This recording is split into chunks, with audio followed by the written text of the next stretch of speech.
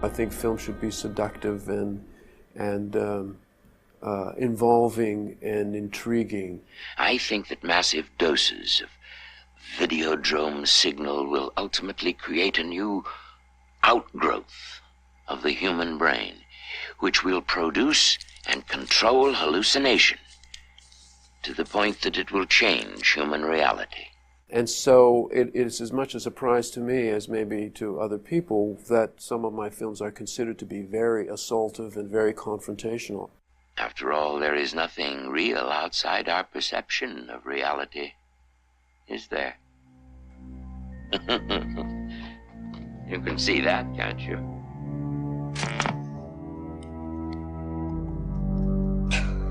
My imagery is really very much like the use of metaphor in literature. It's a way of comparing things and suggesting possibilities that might not otherwise have been imagined.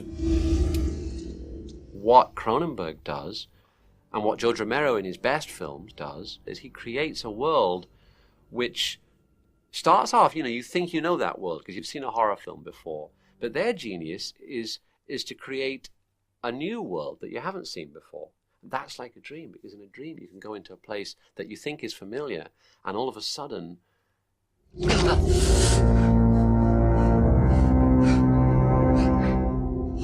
it's one thing to have someone pushed off a subway platform, and you can imagine what would happen. You don't have to show that. Videodrome is death. But when you are creating absolutely new, unimagined imagery, you have to show it. There is really no other choice. It's just, it's really, it's a very functional thing. you don't know what's going to happen. And that's the most surprising thing, is you don't know how it's going to end. And that's very rare, because normally films are predictable and you do know how they're going to end. And so it's very surprising. And then it becomes like a dream too, because you never know how your dreams are going to turn out.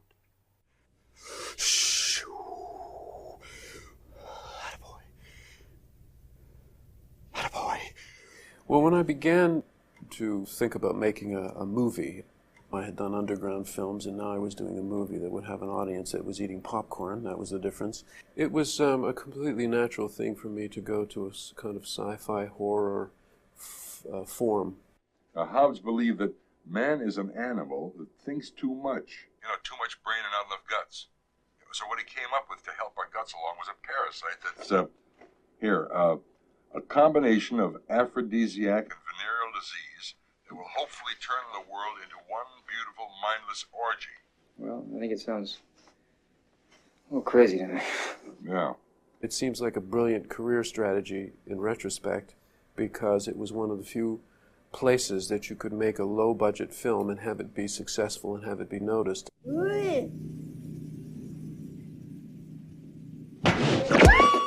All the other genres were sort of taken by Hollywood. At that time, no Hollywood studio would make a horror film. Maybe The Omen with Gregory Peck, maybe. But something like Shivers, never. When I was growing up, the horror films that I was allowed to see, and then the ones that we sneaked off to see, always stopped short of the punchline, if you will. Let it go. Take care of the other one.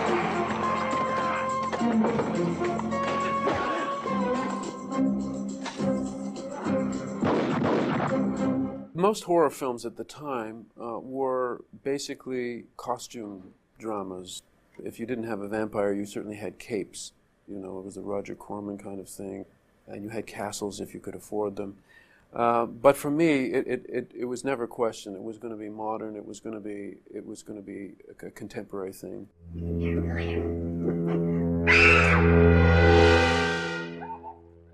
It's really part of the job of the genre to rattle your cage and create an environment that is not the environment that you're in. It's not the world. It's meant to shake that world up, particularly if you're using it as some sort of a form of criticism of the way things are. What are they doing? Why did they come here? Some kind of instinct, memory of what they used to do. This is an important place in their lives. The biggest problem that I've always had with horror is that things are restored to normality in the end, whereas the whole genre is meant to just bring down reality or destroy it.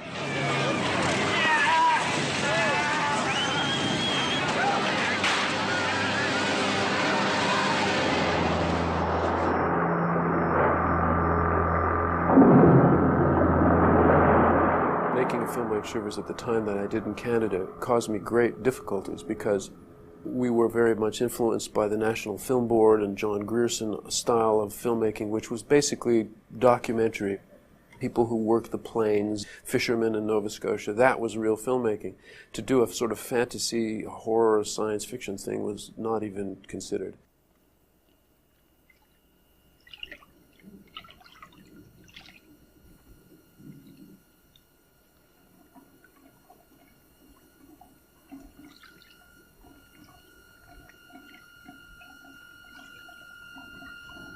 There was just something about Shivers that was kind of, oh, I don't like it, you know, and hey, get it away, you know, and so, and in a sense that means the film's working. Shivers wasn't repulsive, but it was disturbing. If a film can not just like make you gag, but make you sort of feel disturbed and uneasy and come out of the cinema feeling kind of weird, you know, that's actually quite an achievement.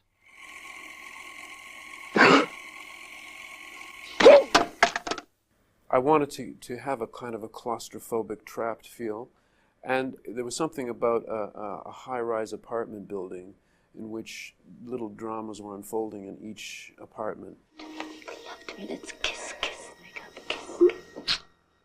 I wanted to suggest that the proliferation of this strange disease was on one strange level liberating. And that gives the film, I think, its very disconcerting tone, the fact that it's not all just straightforward, let's kill the scary beast and then we'll be okay. They're here. The image of the parasites living inside the human body, controlling that person, can suggest many things, of course, from just the Freudian unconscious to, let's say, the embodiment of evil. David's films are a little more directly concerned about, you know, the beast within, I think, than the zombie films were, because I think the zombie films are more about, you know, society and people not communicating and so forth, less Jekyll and Hyde. Roger, I had a very disturbing dream last night. In this dream, I found myself making love to a strange man. Only I'm having trouble, you see, because he's old and dying. For me, the human body is the first fact of human existence. I do feel that the death is the end, there is no afterlife, and that therefore the existence of the body is the existence of the individual. And therefore the focus of the films on the body as a way of exploring the various aspects of life as a human, it seems obvious. He tells me that even old flesh is erotic flesh.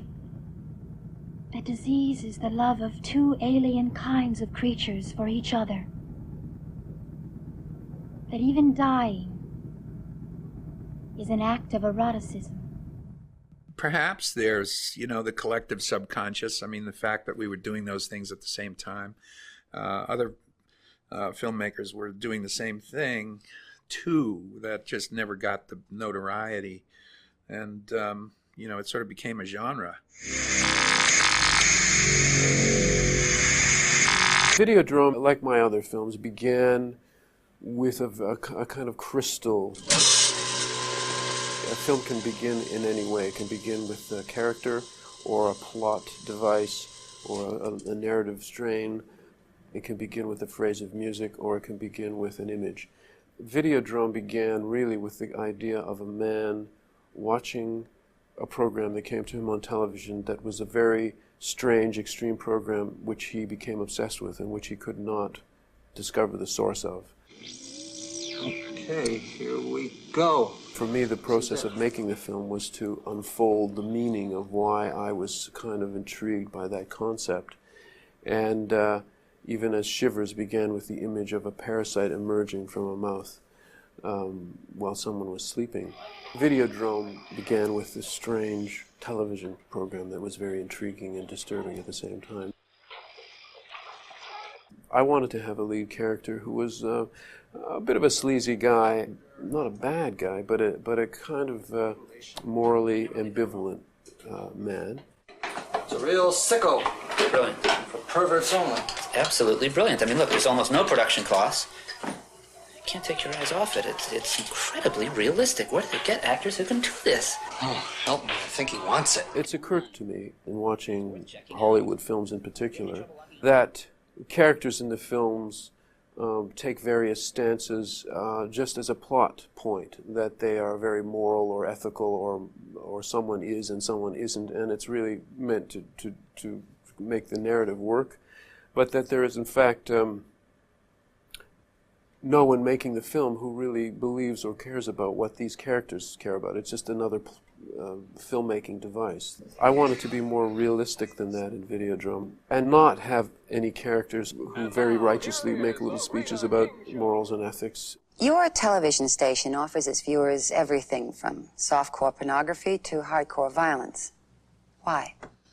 Well, it's a matter of economics, Rena. We're small. In order to survive, we have to give people something they can't get anywhere else. As I got into it further, I developed a character named Brian Oblivion, who was modeled after Marshall McLuhan, the sort of media prophet who lived in Toronto and who had a great influence on the 60s and early 70s. The battle for the mind of North America will be fought in the video arena, the Videodrome. The television screen is the retina of the mind's eye. It is, I suppose, a comment on media, the human body, and the concept of reality as being something that is a concept of will rather than some absolute that's given to us. Whatever appears on the television screen emerges as raw experience for those who watch it. Therefore, television is reality, and reality is less than television. Max, I'm so glad you came to me.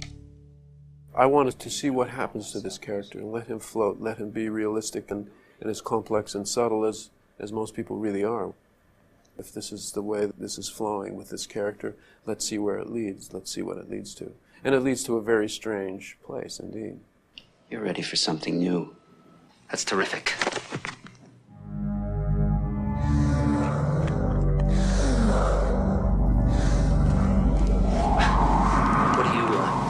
What do you want from me? This has disconcerted a lot of people, and in fact with my film Crash, it's also very evident that the lack of a moral standpoint is very disturbing to some people. Is there something here that interests you?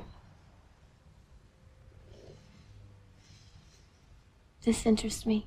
I'm saying that there is no morality or ethics in the universe other than what we create. There are no absolutes that come from outer space or from God or religion or whatever, that in fact we have to create them, and therefore they are very changeable and very malleable. What's this? Videodrome. Torture, murder.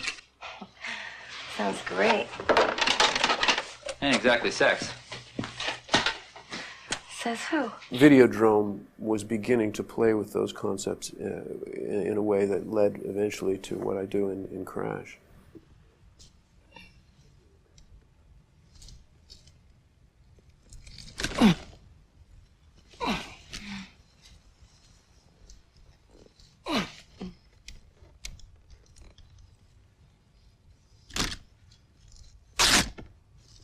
Oh, shit. Part of the process is to allow yourself to be open, to censor nothing in yourself. Any artist worth his salt has his radar very, very finely honed to what's in the stratosphere. And in Videodrome, I think I did anticipate a few things that are now fairly well understood and common, but at the time were really not. Almost any film will be seen many more times by anybody on video or laserdisc than we'll see it in the cinema. The video phenomenon has freed imagery. God, I can't believe it. I'll turn it off. No, it's okay. I can take it. It will be impossible to police, and I frankly think that's a good thing. Yeah, it turns me on.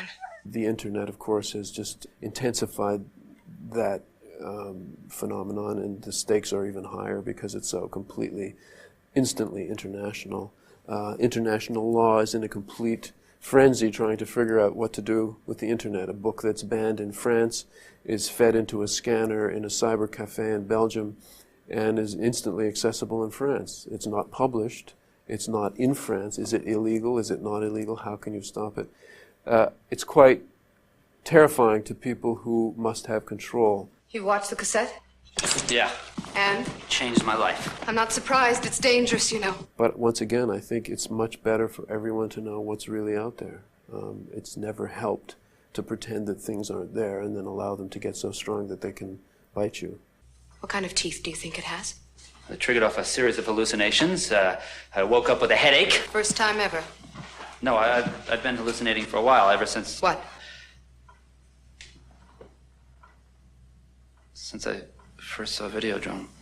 I'm completely opposed to censorship of any kind when it comes to adults censoring adults. I do believe in, let's say, a classification system for cinema, possibly even for video,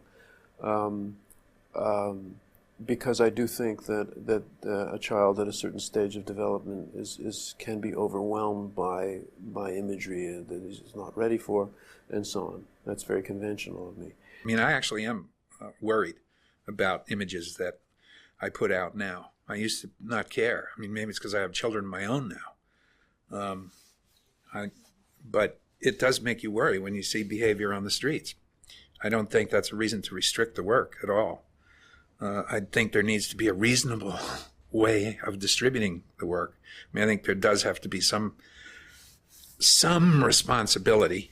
Well, if someone were to call and say, you're irresponsible for making this film and the BBC is irresponsible for showing them, and I would say, well, then you're irresponsible for watching them. All you have to do is switch it off. I mean, you don't have to watch it. You know, as a young man, I was very against censorship, in all its forms, and I think, but recently I rented an American movie called Seven, a mainstream American movie in the of the Silence of the Lambs type of thriller. It's really disgusting. It's absolutely disgusting. It's horrible. I mean, it's not entertaining. It's perverse and nasty in a way that sort of, I hate to sound like Mary Whitehouse, but it kind of cheapens the viewer. It's brutalizing. I mean, my hope is that fantasy doesn't do that. Maybe Quentin Tarantino does that more than a zombie would, or that, than I would, or Cronenberg, or one of them. But, I can't even say that. How can you say it? It's unarguable. The funny thing is that a film like Seven will play in the cinema, whereas what is allegedly hardcore pornography, i.e. where you see a guy with a boner and they have sex with a woman who has sex organs and things like that, that's far more offensive in the end to the censorious.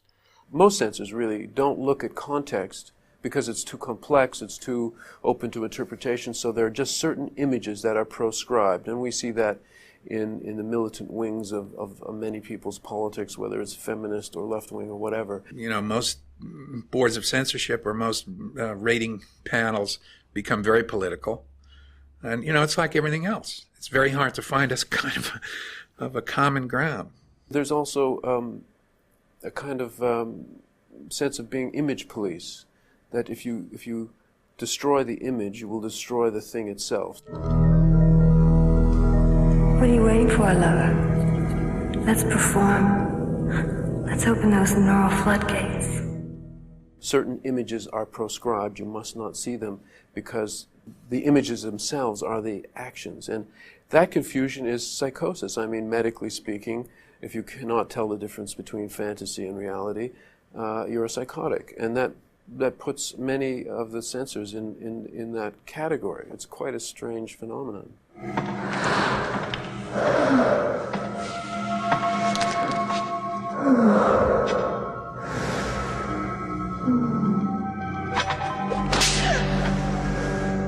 The idea that people will do copycat things and so on completely spontaneously, that they wouldn't have done anything bad until they saw this movie, is a joke.